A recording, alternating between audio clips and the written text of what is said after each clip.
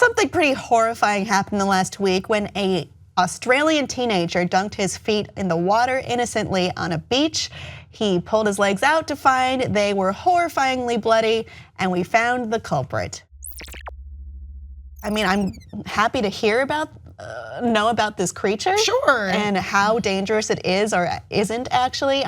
It seemed to be sea fleas. So 16-year-old Sam Kanizay dunked his legs in the water at Dendy Street Beach in southeastern Australia. When he pulled them out, they were covered in blood. We do have an image. I do want to warn you though, it is pretty graphic and I don't like looking at it personally. I didn't look at it the whole time while trying to do research on this story. It's gross, it's very gross. And here it is. Ah! Oh boy.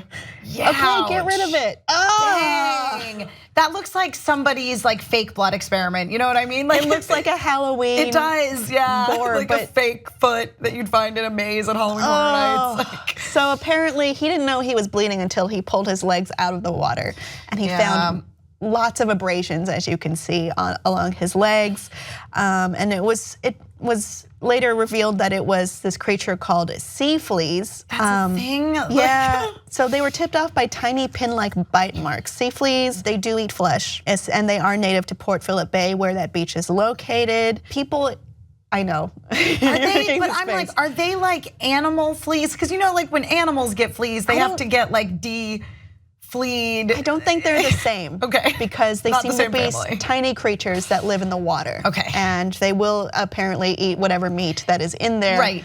They say that Sam got caught in a very unfortunate wrong time, wrong place, sitting still sort of situation. And it typically doesn't happen that way, but good Lord. Yeah. When it does happen, it happens.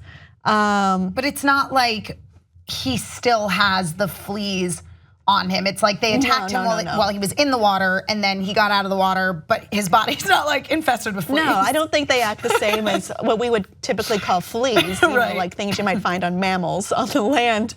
But it did seem like they are typically out further, but they were pushed to shore due to the weather. And they typically don't travel in swarms, which is what happened to Sam. And they think maybe his initial bleeding attracted more fleas, which is very upsetting. Yeah. So they said it was a superficial injury. I mean, looking at the picture, it's hard to feel like that was only superficial. I mean, he bled a lot, but I don't think it was anything that they couldn't contain fairly easily. It's not like he had big gaping gashes or internal bleeding. It was he had a whole bunch of little bites on his legs, and so many of them that it was just blood everywhere, which is gross, but it's horrifying. I don't want to call it superficial, because if that happened to me, I would lose my damn mind and you would never hear the end of it, because it is a lot. But I mean, fortunately, this isn't something that typically happens. Yes. So you don't have to be terrified to get in the water. I would look at other places where sea fleas might live.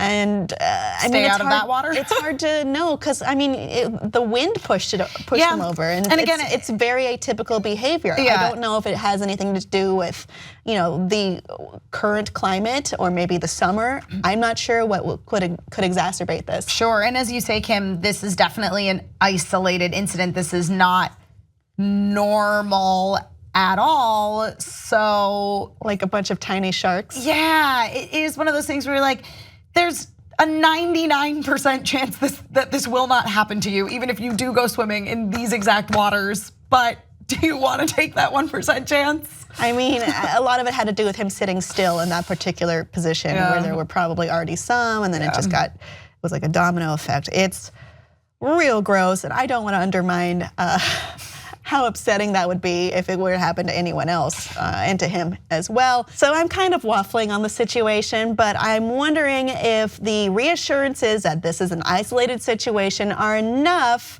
to make you still want to go to the beach and hang out and maybe put your legs in the water after a tough football match like Sam did. Audience, would you? Let me know below, and please like and subscribe for more.